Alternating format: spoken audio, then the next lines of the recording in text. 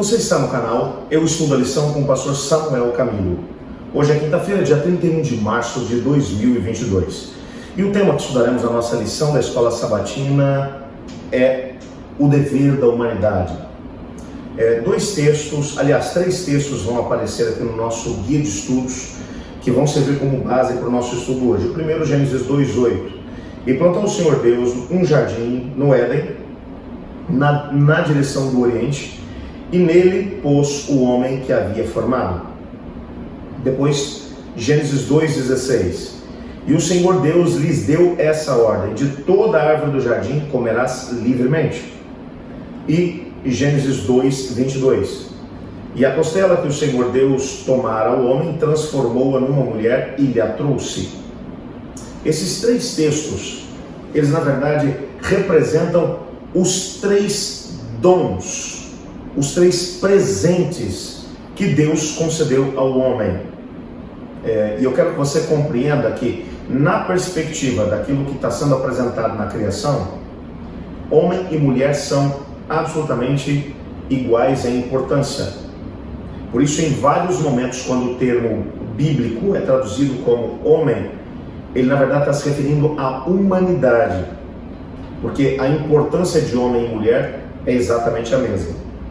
Mas dentro da narrativa que foi feita por Moisés, quando ele vai trabalhando a ideia de como o Senhor Deus ele foi levando o processo da criação até o seu ápice, ele vai mencionar três dons ou três presentes que Deus concedeu ao ser humano, concedeu ao homem especificamente, porque nesse contexto Adão está representando a humanidade toda. O texto não está se referindo aqui ao gênero masculino ou feminino, ele está falando de presentes que Deus deu à humanidade. Então, o primeiro deles é o que vai aparecer ali em Gênesis 2:8.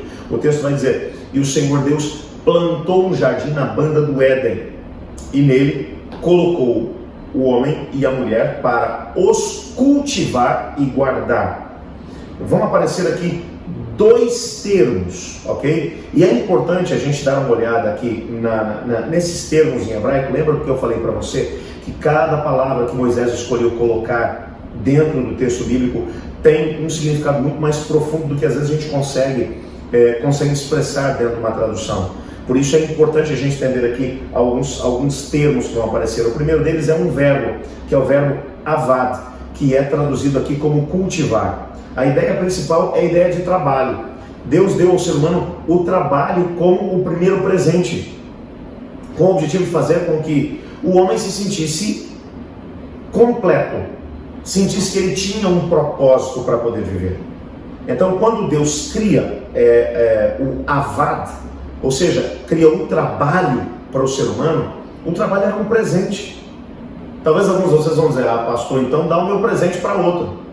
Não, o trabalho ele foi dado como um presente. E ele não era cansativo como hoje em dia ele não trazia canseira nem enfado. Tudo isso foram elementos que foram acrescentados como consequência das escolhas equivocadas da humanidade. Isso vai aparecer depois quando formos estudar sobre Gênesis capítulo 3, ok? Mas então o primeiro termo é o termo avad.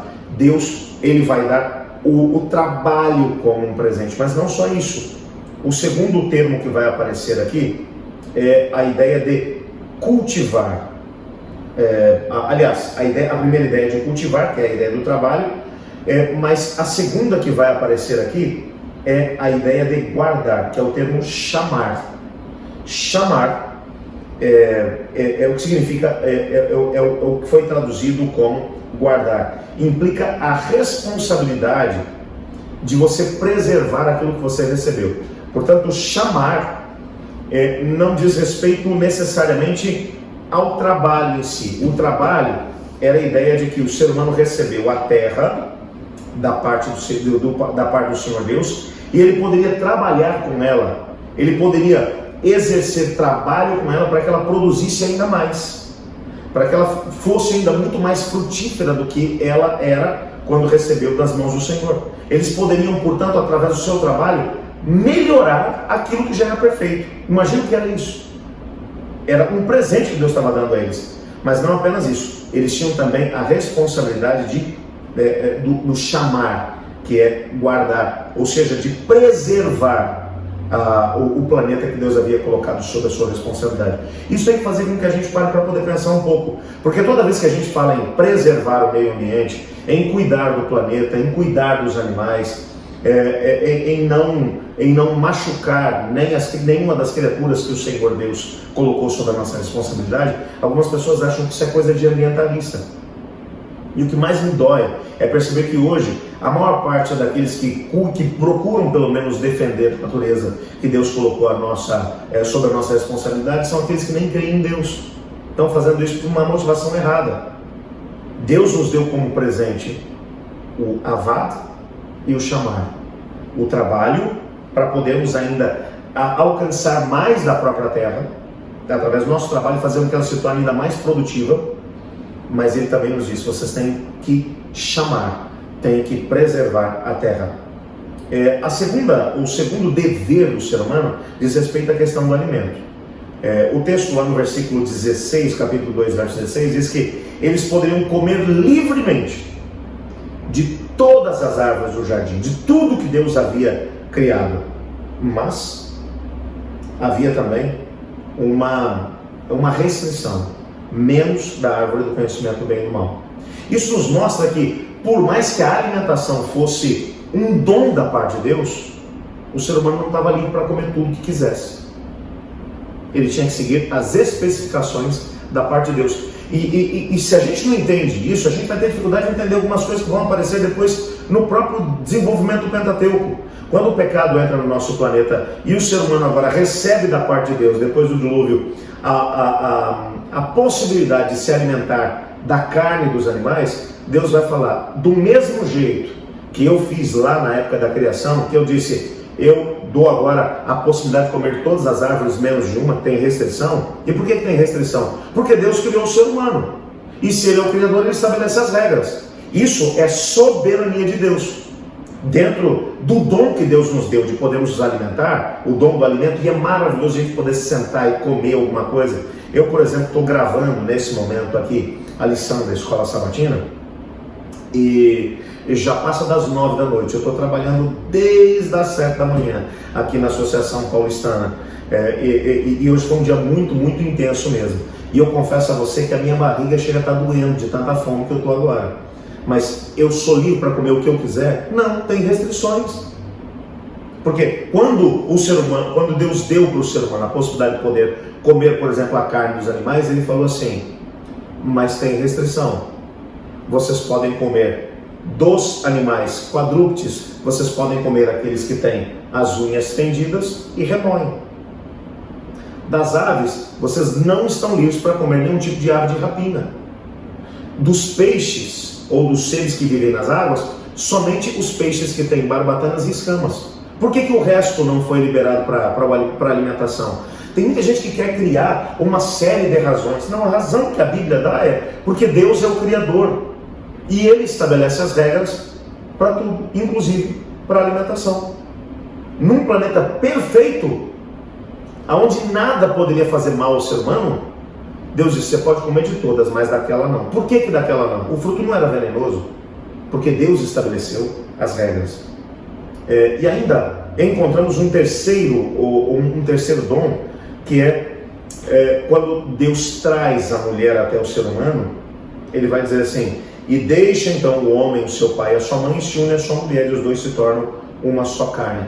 Essa mesma declaração, ela vai depois ser destacada por Cristo Jesus lá em Mateus, no capítulo 19, versos 7 a 9, quando Jesus vai dizer que aquilo que Deus uniu, que não separe o homem, porque no início o Senhor Deus uniu o homem à sua mulher, e por isso o homem deixa seu pai e sua mãe e se une à sua mulher. Por que o homem é mencionado aqui e não a mulher?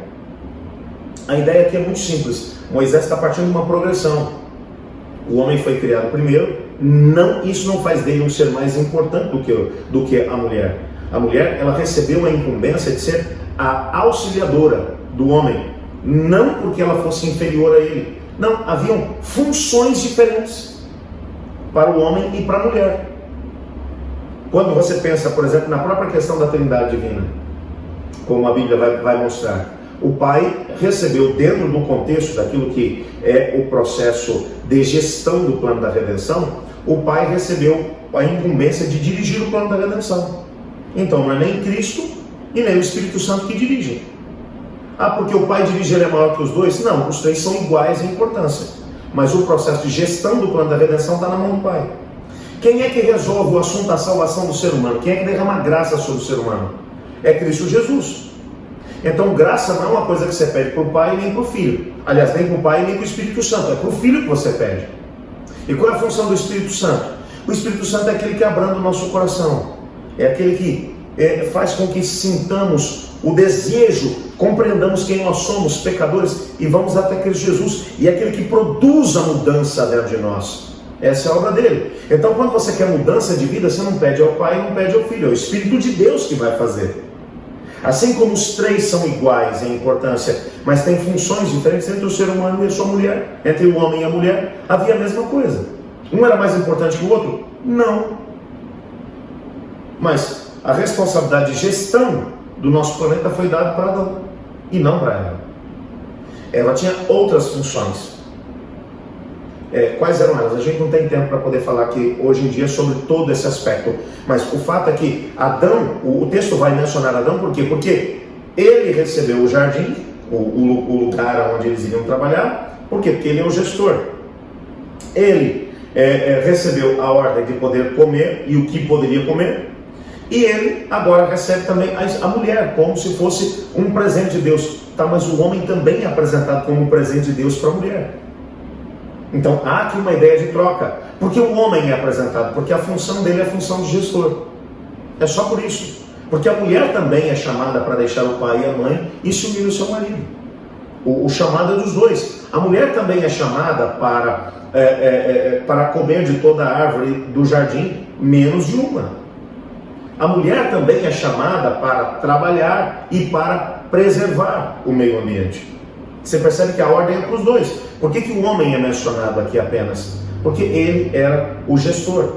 Então, nessa perspectiva, o Senhor Deus ele vai legislar. Ele está mostrando aqui que ele criou o ser humano com um propósito. Então, ele dá dons ao ser humano, mas ao mesmo tempo coloca responsabilidade sobre eles. O homem, ele deixa pai e mãe e se une a sua esposa. Mas quando você vai ver o desdobramento disso depois do pecado, Jesus vai dizer como você se uniu à sua esposa. Então, aquilo que Deus uniu que não separe o homem. Existem algumas circunstâncias na qual isso pode acontecer porque estamos no mundo de pecado. Mas a ideia é, o que Deus uniu que não separe o ser humano. Tem responsabilidade. É essa a ideia. Todo o presente que Deus nos dá acarreta responsabilidade por parte do ser humano. Eu quero orar a Deus e pedir ao Senhor para que Ele me dê responsabilidade e me ajude a transformar o trabalho e ao mesmo tempo o processo de preservação do planeta de Deus como uma bênção, para que eu possa glorificar o nome dele também no meu comer e beber, naquilo que como ou não, para que eu possa glorificar o nome dele nos meus relacionamentos com a minha esposa, com a minha família. Você não gostaria de fazer o mesmo comigo? Olha então comigo. Obrigado, Senhor, porque a Tua palavra nos mostra que o Senhor nos criou com um propósito, mas ao mesmo tempo nos deu responsabilidade. Ajuda-nos a podermos viver de forma responsável aquilo que são os dons que o Senhor nos deu. Em nome de Jesus oramos. Amém. Eu estudo a lição. E você?